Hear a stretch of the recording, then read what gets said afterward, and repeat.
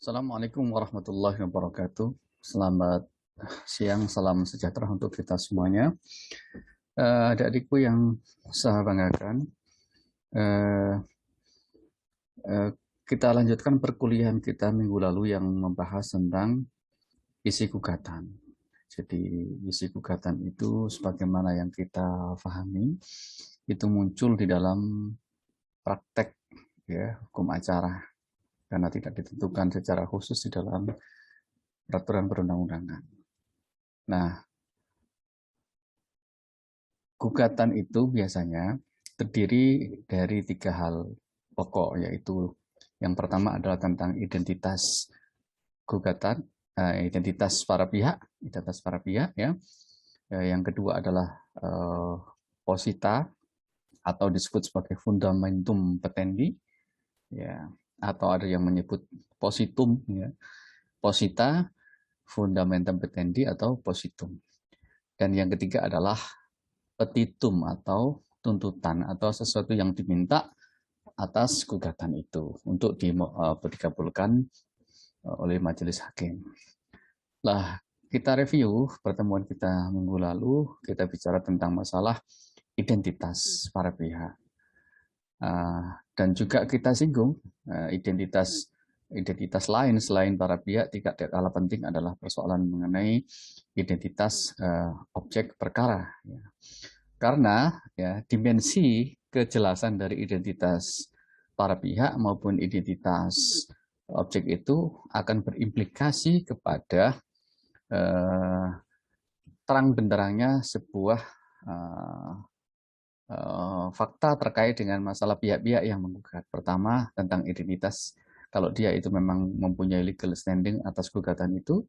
Yang kedua adalah bahwa domisili yang jelas atas pihak-pihak yang ada di dalam gugatan, baik penggugat maupun tergugat.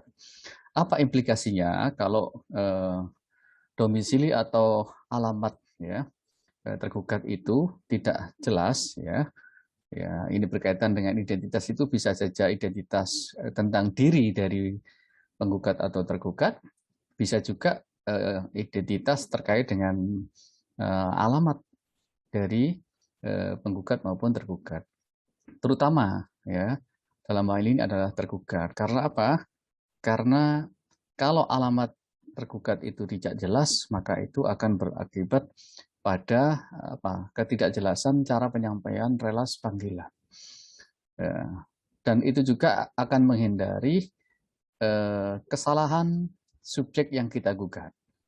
Karena boleh jadi kalau identitas alamat diantaranya itu adalah identitas tergugat itu tidak jelas, akan dimungkinkan kesulitan dalam pemanggilan. Dan di samping itu kalau nanti ternyata bahwa alamat yang digunakan sebagai adresat untuk penyampaian gugatan tergugat itu bukan senyatanya, sehingga akan berdampak pada eksepsi bahwa gugatan ini akan salah orang, ya dimungkinkan akan seperti itu.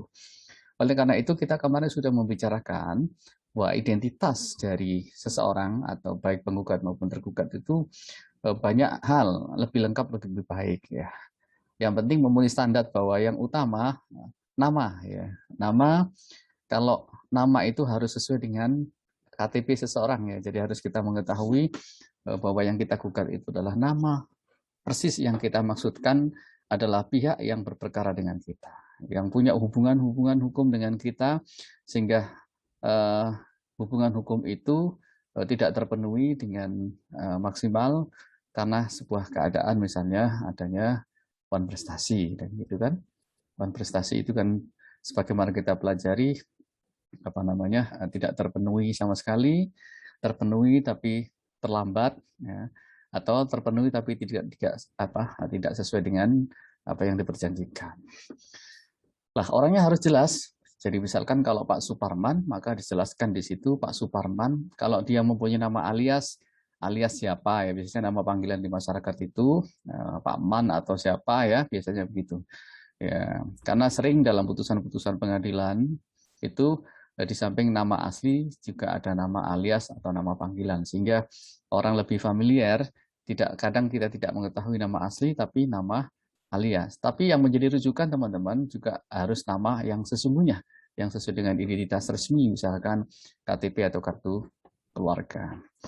Nah, yang berikutnya identitas misalkan status pekerjaan, ya, kemudian usia, ya, kemudian status perkawinan, ya, menikah atau tidak, agama apa perlu. Dimungkinkan kalau misalnya itu menjadi kompetensi pengadilan lain, misalnya dalam acara peradilan agama itu disebutkan orangnya harus disyaratkan sebagai beragama Islam karena menjadi kompetensi absolut dari pengadilan agama. Kemudian identitas lain adalah persoalan mengenai pekerjaan, sudah tadi ya, umur, pekerjaan, status perkawinan, terus kemudian agama. Yang terpenting dari itu adalah soal adresat, teman-teman, yaitu bahwa orang ini beralamat di tertentu ya, yang nanti supaya penyampaian relasi panggilan bisa sampai dan tidak kesasar ke orang lain, yang menyebabkan bahwa error in subjecto karena gugatan salah orang misalkan begitu. Nah, untuk mengidentifikasi kelengkapan alamat itu biasanya yang paling terang adalah nama jalan. Biasanya begitu ya didahului. Kalau tidak ada nama jalan seperti di desa itu langsung misalkan dusun ya, desa ya, RT, RW ya, kecamatan, kabupaten ya.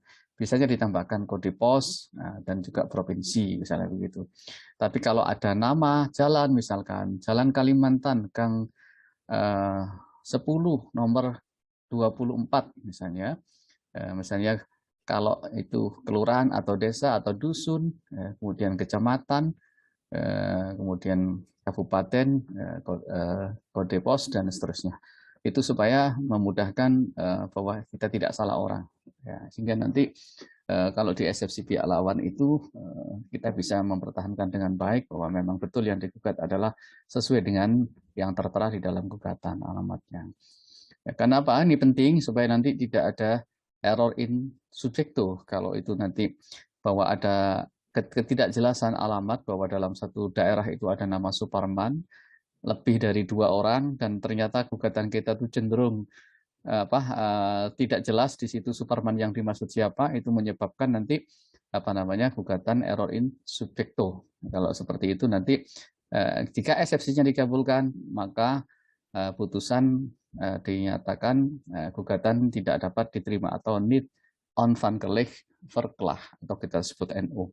Walaupun sebenarnya putusan atas NO ini bisa dilakukan atau diajukan kembali tapi dengan gugatan baru ya, dengan nomor perkara yang baru, dan tentu itu akan memakan energi kalau kita sebagai lawyer tidak hati-hati dalam mencantumkan identitas tergugat yang kita gugat.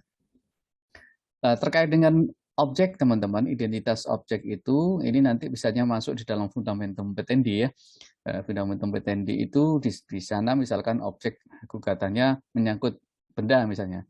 Baik itu gugatan pokok tentang sengketa kebendaan, kepemilikan, atau misalkan gugatan hutang piutang yang di situ dijamin dengan objek kebendaan atau jaminan kebendaan, misalnya hak tanggungan kalau benda tidak bergerak, misalnya benda bergerak bisa dengan fidusia dan seterusnya. Dan misalnya kan kalau benda bergerak misalkan mobil, maka kita sebut bagaimana cara mengidentifikasi objeknya supaya jelas.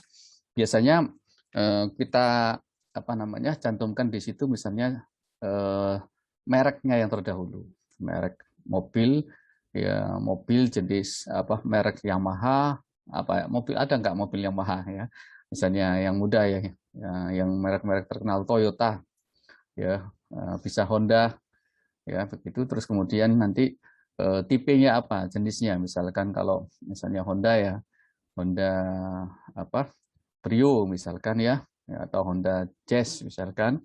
Terus kemudian nomor tertera atas nama siapa di situ, pemiliknya, PPKB-nya ya. Terus kemudian nomor polisi ya, bisa nomor polisi, bisa warna, bisa nomor mesin atau nomor rangka ya. Itu akan menunjukkan kejelasan atas objek itu. Kalau benda tidak bergerak, misalkan menyangkut tentang tanah, itu biasanya berkaitan dengan masalah jenis hak Misalkan ada kalau persoalan tanah teman-teman ada yang tanah itu sudah bersertifikat, ada yang belum. Misalnya tanah bentuknya letter C atau petok D ya, yang masih berupa riwayat tanah keterangan tanah dari kepala desa. Nah, atau yang sudah bersertifikat dan di dalam Undang-Undang Pokok Agraria itu ada beberapa jenis hak, misalnya hak milik, hak guna usaha, hak bangunan, hak pakai ya dan sebagainya ya. Nah, itu nanti kemudian diikuti nomornya ya, nama siapa pemilik hak itu ya, terus kemudian luasnya bisa juga dengan batas-batasnya sekalian. Nah, itu akan lebih lengkap supaya apa? Nanti ketika gugatan tentang objek benda bergerak, benda tidak bergerak itu tidak jelas, maka menyebabkan error in objecto. Apa error in objecto itu? Error in objecto itu adalah bahwa objeknya tidak jelas, ya. Sehingga nanti akan menyulitkan hakim dalam memutus perkaranya. Ya. Walaupun sebenarnya ketidakjelasan objek itu bisa dilakukan dengan cara pemeriksaan setempat atau plat on the result yang kita kenal sebagai PS atau pemeriksaan setempat. Nah, tapi supaya kita sejak awal sudah mengenali objek dengan baik, maka tidak diperlukan apa namanya plat on the reserve itu ke lapangan dalam rangka hakim melakukan sidang di lapangan, gitu ya. Jadi jelas. Nah, kita menginjak setelah identitas para pihak dan identitas objek ya, sudah jelas, maka kita bicara tentang masalah isi gugatan yang kedua, yaitu tentang fundamentum petendi atau posita. Ya, kita bisa pedomani slide sebagai berikut. Ya, jadi kalau isi gugatan itu ada 3 hal ini yang dalam praktek sering digunakan. Sudah kita bicarakan tentang masalah identitas, ya, para pihak. Tadi juga sudah disinggung tentang identitas objek, yang sebenarnya itu masih muatan dalam fundamentum petendi, karena biasanya di situ adalah objek itu bagian dari yang dicitrakan, ya, misalkan berkaitan dengan masalah sengketa kepemilikan atau sengketa kebendaan, atau tadi bicara tentang masalah bahwa hubungan hukumnya adalah perjanjian hutang piutang yang kemudian di backup dengan jaminan hak atas tanah misalkan, ya. Nah, yang kedua tentang fundamentum petendi atau disebut posita. Adik-adik sekalian, ada 2 hal yang perlu disampaikan di dalam fundamentum petendi, yaitu berkaitan dengan feitelijke gronden dan rechtelijke gronden, atau berkaitan dengan masalah fakta-faktanya, atau berkaitan dengan masalah hukumnya, ya, peristiwa hukumnya, ya. Ini dikombine, nanti dijelaskan di bagian berikut berkaitan dengan persoalan bagaimana menyusun fundamentum petendi yang baik. Identitas sudah kita lewati ya, sudah tadi. Ini ya, sudah tentang masalah tanah misalnya berupa HGB, HGU atau letak luasnya, kelasnya, batas-batasnya. Ya, kalau mobil tadi atas nama siapa, mereknya siapa, jenisnya, tipe, nopol, nomor BPKB, nomor mesin, nomor rangka, tahun pembuatan, dan bahkan warna. Ini lebih detail supaya nanti memudahkan eksekusi. Nah, kita bicara tentang fundamentum petendi, adik sekalian. Tadi sudah disebut bahwa fundamentum petendi itu berkaitan dengan 2 hal ini, yaitu dengan kaitan dengan fakta-fakta atau kejadian, atau kita sebut feitelijke gronden, dengan yang kedua adalah berkaitan dengan hubungan hukum atau rechtelijke gronden. Apa itu? Bagaimana cara menyusun? Jadi posita itu untuk memudahkan pemahaman itu biasanya berkaitan dengan persoalan kronologis peristiwa. Peristiwa yang mulai dari pertama yang runtut ya, yang bersifat deduksi, dari yang runtut yang awal sampai yang akhir. Jadi istilahnya itu case position lah begitu ya. Case posisi kenapa, sejarahnya bagaimana. Kalau misalkan gugatan persoalan mengenai gugatan perdata, misalnya hubungan hutang piutang, maka kemudian yang menjadi dasar pertama adalah bahwa antara para pihak telah terjadi hubungan hukum dalam bentuk perjanjian hutang piutang, misalnya sebesar berapa dilakukan, kalau itu di bawah tangan, aktenya seperti apa, ya, dan sebagainya ya. Terus kemudian diceritakan bahwa pemenuhan prestasinya bagaimana atas hutang itu, misalkan hutangnya 100 juta, kemudian berapa lama akan dilakukan pemenuhan hak itu, dicicil berapa kali, bunganya berapa diatur, ya. Terus bagaimana kalau seandainya terjadi wan prestasi lah.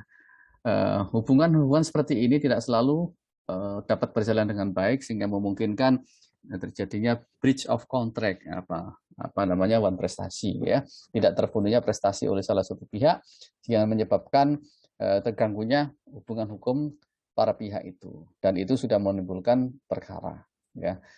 Jadi masalah fakta-faktanya, timbulnya sebab-sebab timbulnya perkara, kemudian kualifikasi perbuatan yang dilanggar oleh tergugat. Misalkan kalau dalam konteks yang Bapak contohkan terkait dengan hubungan hutang piutang yang tidak dipenuhi ya, sesuai dengan term and condition yang disepakati dalam perjanjian, maka itu sudah dianggap kualifikasinya adalah wan prestasi, ya, wan prestasi.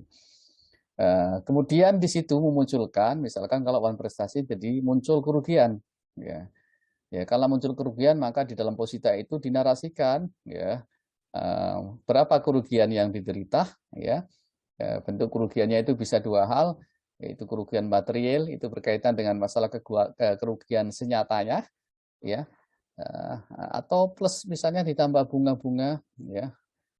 Bunga maksudnya bukan bunga-bunga, ya, bunga berbunga, yaitu bunga berjalan misalkan begitu, atau peluang kehilangan keuntungan yang semestinya bahwa kalau si tergugat itu awalnya patuh pada perjanjian dan uang itu terus bergulir digunakan untuk kegiatan usaha lain bagi si penggugat, ya. Sehingga dengan kredit dengan macetnya pembayaran itu berdampak pada kehilangan keuntungan yang diharapkan. Kerugian bisa bersifat material maupun imaterial. Imaterial ini biasanya ya tergantung perspektif dari penggugat. Yang penting bahwa itu rasional, gitu ya, rasional. Misalkan tadi kehilangan kesempatan berusaha itu bagaimana sih cara menghitungnya? Ya, kerugian material misalkan, imaterial misalkan bahwa akibat kegagalan bayar oleh pihak tergugat itu menyebabkan pemenuhan prestasi penggugat pada pihak lain juga terganggu. Ya, sehingga itu akan mempengaruhi kredibilitas, ya, dari si penggugat di mata kolega atau partner usaha yang lain, ya, karena itu duitnya akan berputar. Ada juga tentang hal-hal yang memperkuat atau menjamin terpenuhinya hak penggugat, ya. Ini berkaitan tadi dinyatakan misalnya ada wan prestasi, kemudian wan prestasi memunculkan kerugian. Bentuk kerugiannya tadi bisa berupa misalkan keterlambatan yang belum dibayar, denda, ya, dan juga peluang-peluang yang akan diharapkan yang akan datang, ya. Lah, hal-hal yang memperkuat ini antara lain misalkan nanti perlu diadakan sita jaminan, ya, kalau dalam hal hutang itu tidak di-backup dengan jaminan khusus, ya. Kalau di-backup dengan jaminan khusus seperti hak tanggungan, misalnya kalau menyangkut benda tidak bergerak, maka itu tinggal nanti pemenuhannya adalah bagaimana melaksanakan eksekusi, ya, atas objek hak tanggungan itu, ya. Ya. Kalau misalkan yang tidak disita jaminan, yang maksudnya yang tidak digunakan jaminan kebendaan, hak tanggungan atau semacamnya, maka itu dilandaskan pada ketentuan pasal 13.11 bahwa segala kebendaan yang milik si terhutang, baik yang akan ada maupun yang ada maupun akan ada, baik yang berwujud maupun tidak berwujud, ya, baik bergerak maupun tidak bergerak, menjadi jaminan hutangnya itu, ya. Nah, itu menandakan bahwa kita kalau berhutang, maka sebenarnya harta-harta kita itu secara tidak langsung menjadi jaminan atas pelunasan hutang-hutang kita.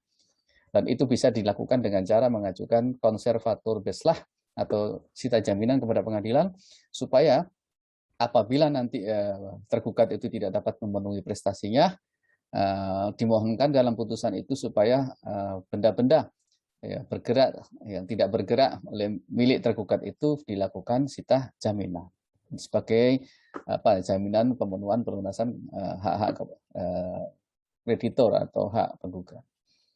Ada juga posita juga harus memuat tentang masalah bahwa perjanjian putusan itu dapat dilaksanakan terlebih dahulu atau which for bar bids forat. Walaupun sebenarnya ketentuan mengenai which forward which forwards ini ada beberapa regulasi peraturan Mahkamah Agung, bahkan tidak boleh setiap pengadilan dengan gegabah mengajukan atau mengabulkan putusan which forward which forward, ya, putusan yang dilaksanakan lebih dulu, karena ada disyaratkan, ya, kalau nggak salah di pasal 180 atau itu HIR, ya, disebut di situ harus atas dasar akta otentik yang sah atau sudah ada putusan yang mendahului tentang itu sehingga dapat dilaksanakan lebih dulu, ya. Kalau tidak, maka nanti akan sulit pemenuhan. Nanti kalau pada tingkat banding atau kasasi ternyata keadaannya berubah, itu sulit pemulihannya. Sementara objeknya atau pelaksana putusan sudah dilaksanakan lebih dulu. Ada uang paksa atau dwangsom. Teman-teman, bahwa uang paksa ini biasanya berkaitan dengan persoalan penyerahan kebendaan.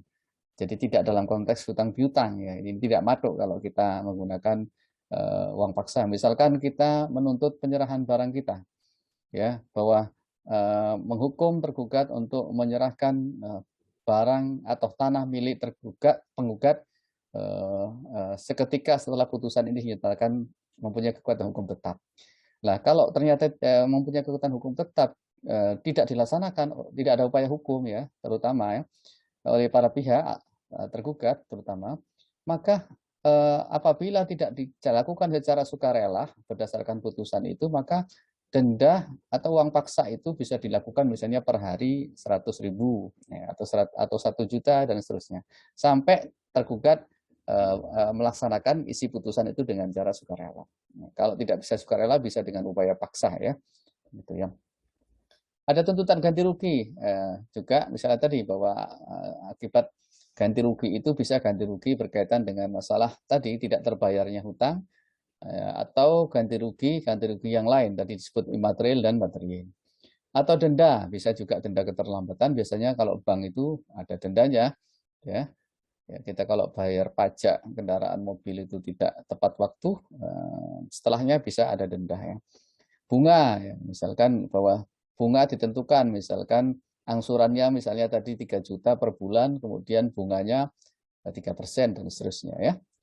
Kemudian tuntutan tentang biaya perkara. Nah, tentang biaya perkara ini teman-teman, walaupun tidak dimintakan dalam petitum, tapi ini mutatis mutandis hakim harus menjatuhkan beban pembayaran biaya perkara ini kepada pihak yang dikalahkan umumnya, ya.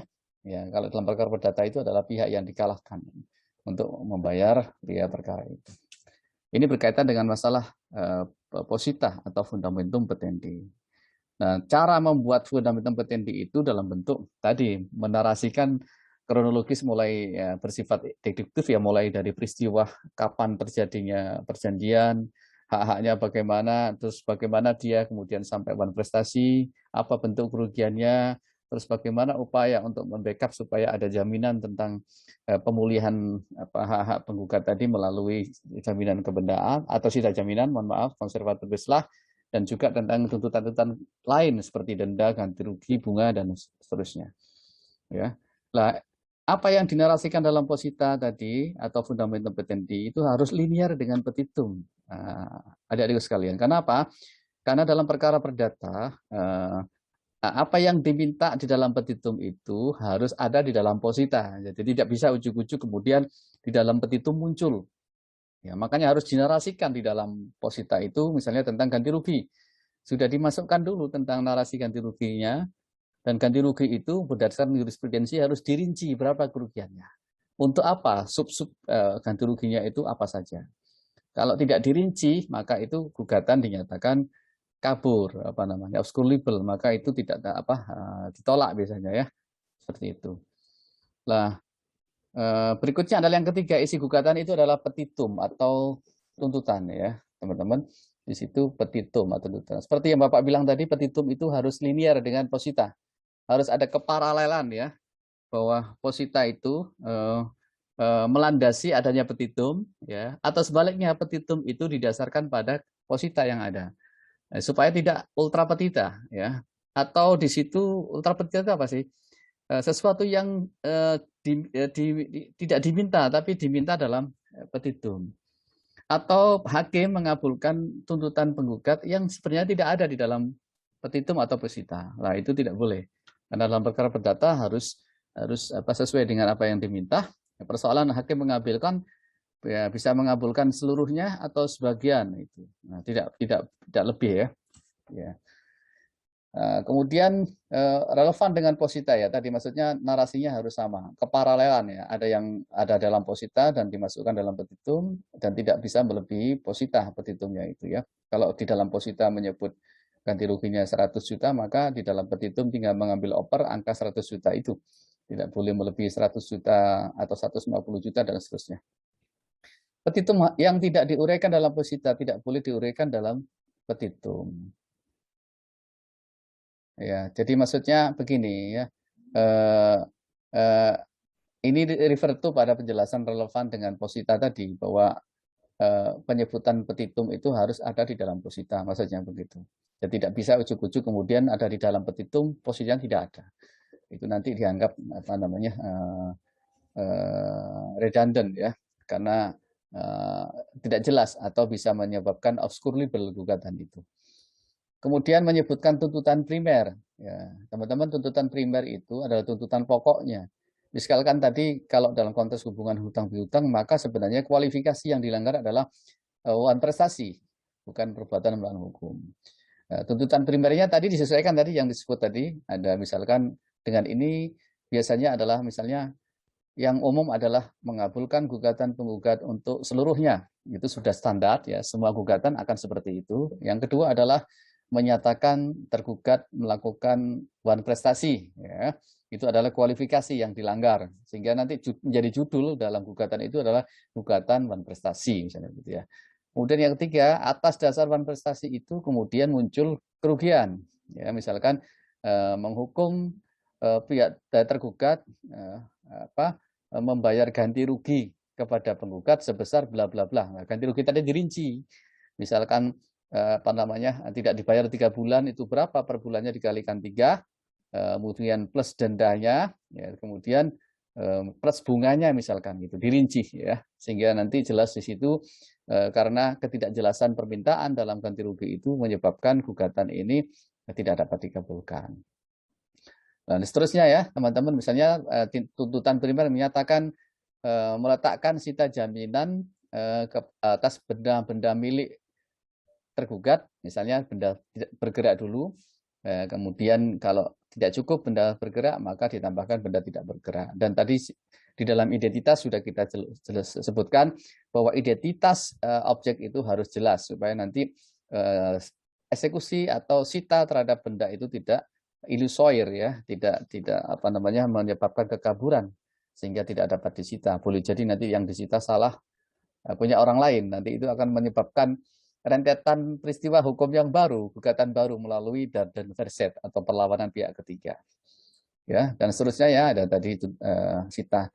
Nah, teman-teman, kebanyakan dalam pengajuan sita jaminan ini tidak walaupun dituntut di dalam petitum dan dimasukkan di dalam posita, ya, itu tidak diikuti dengan permohonan sita tersendiri atau tidak dibayar. Dengan demikian, kalau sepanjang kita tidak melakukan permohonan tersendiri untuk melakukan sita jaminan itu dan tidak membayar panjar untuk sita jaminan, ya, maka jurusita tidak pernah meletakkan sita jaminan. Kalau seperti itu nanti amar putusannya bahwa berhubung dalam pertimbangannya untuk petitum nomor sekian dipertimbangkan bahwa mengingat selama perkara pemeriksaan perkara yang penggugat tidak pernah dilakukan penyitaan terhadap benda milik tergugat, maka petitum nomor sekian misalnya yang menyatakan agar sita jaminan ini dinyatakan sah berharga harus dinyatakan ditolak, ya harus ditolak. Pertimbangan putusan itu nanti kita bicara di level putusan harus jelas ya, harus disertai dengan pertimbangan yang cukup. Ya. Kalau tidak disertai dengan pertimbangan yang cukup, nanti ini akan jadi celah bagi upaya hukum banding, ya. On fall donde gemotivets ya. Ya. Terus kemudian jika tuntutan primer disebutkan semuanya, kemudian yang terakhir misalnya membebankan biaya perkara ini kepada tergugat untuk seluruhnya. Itu sudah standar walaupun tidak diminta dalam petitum, tentu hakim akan selalu di terakhir di bagian putusan itu akan selalu ada perintah pembebanan biaya perkara bagi pihak yang dikalahkan umumnya. Nah, kemudian ditutup dengan apabila hakim berpendapat lain, maka mohon putusan yang seadil-adilnya berdasarkan prinsip atau ex aequo et bono. Ya. Ex aequo et bono itu adalah permintaan sekunder atau subsidiar apabila hakim punya pendapat lain terhadap petitum yang kita minta. Karena bagaimanapun juga bahwa kita hanya sekedar meminta, tetapi yang memutuskan adalah hakim, ya. Yang memutuskan adalah hakim. Sehingga nanti di situ apakah putusan kita, gugatan kita itu dikabulkan seluruhnya atau sebagian, ya, atau ditolak seluruhnya atau sebagian. Tentu dengan penolakan petitum tadi dengan pertimbangan yang cukup, ya. Petitum sekian harus dipertimbangkan bahwa berdasarkan alat bukti sekian-sekian bla bla bla bahwa penggugat misalkan tidak cukup bukti dalam mengajukan ganti rugi misalkan, tidak diperinci misalkan, ya. Maka gugatan harus petitum nomor sekian harus dinyatakan ditolak. Ya. Misalnya petitum tentang putusan tentang masalah petitum nomor 2 harus dinyatakan bahwa tergugat melakukan prestasi. Maka disebutkan di situ unsur-unsur prestasi apa saja, apakah terbukti. Misalkan apakah prestasi itu juga sudah dilakukan misalkan syarat terpenuhinya prestasi, ya. Ya, di situ dicantumkan bahwa prestasi itu ada syarat lalainya terlebih dahulu diperjanjikan, ya, sehingga nanti terpenuhi syarat lalai itu sehingga ini memenuhi kualifikasi sudah disomasi, ya, sudah ada pengakuan tidak melakukan prestasi juga atas somasi itu, maka ini sudah dapat dikategorikan prestasinya telah terbukti, ya, gitu. Nah, itu menunjukkan nanti di putusannya berarti amar putusannya adalah mengabulkan sebagian, ya, dan menolak sebagian yang lain, ya, gitu ya. Itu tentang masalah isi gugatan, diantaranya berkaitan dengan masalah identitas para pihak. Kemudian dalam posita juga berkaitan dengan apa yang dituntut dalam bentuk kronologis, baik berupa fakta-fakta maupun berupa masalah hukum, feitelijke gronden maupun rechtelijke gronden, dan juga di dalamnya tercantum apa yang diminta, ya, dengan jelas dinarasikan kemudian disampaikan di dalam petitum, ya, jangan sampai terlewatkan sehingga nanti ada korelasi atau relevansi antara posita dan petitum sehingga itu tidak menyebabkan gugatan obskur libel. Dan yang terakhir adalah petitum, ya. Dan bahasa petitum itu biasanya berupa bahasa-bahasa yang sederhana, jangan diambil oper dari posita kemudian dimasuk dalam petitum. Misalkan begini, mengabulkan gugatan penggugat untuk seluruhnya, ya, seperti itu. Kemudian menyatakan tergugat melakukan prestasi, ya. Kemudian menghukum, ya, bahasanya gitu ya, supaya ada sifat kondemnatur nanti dalam putusan majelis hakim, karena kalau bersifat kondemnatur itu baru bisa dilaksanakan. Tidak bersifat deklaratorik, ya, atau konstitutif saja, tapi juga ada yang bersifat kondemnatur, supaya nanti putusan itu executable bisa dilaksanakan. Ya, kemudian ditutup putusan majelis hakim itu dengan pertimbangan-pertimbangan. Demikian dibacakan dalam musyawarah majelis hakim yang terdiri dari saya ketua sidang, dihadiri oleh anggota sidang 1, 2 dan panitera, dibacakan dalam sidang yang terbuka untuk umum, misalkan begitu ya, yang dihadiri oleh para pihak dan seterusnya. Begitu adik-adik sekalian, saya pikir cukup untuk materi isi gugatan. Nanti sebagai pembanding silahkan mencari putusan pada direktori putusan Mahkamah Agung. Terus kemudian nanti saudara akan bandingkan mana itu yang disebut posita, mana yang petitum, mana identitas para pihak dan objeknya. Ya. Demikian adik sekalian, mudah-mudahan perkuliahan ini memberikan berkah dan manfaat. Dan selamat berselancar untuk bisa memperdalam lagi. Ada hal-hal yang tidak kurang jelas bisa ditanyakan pada kesempatan perkuliahan berikutnya. Terima kasih atas perhatiannya. Mohon maaf apabila ada kekurangan. Selamat siang. Assalamualaikum warahmatullahi wabarakatuh.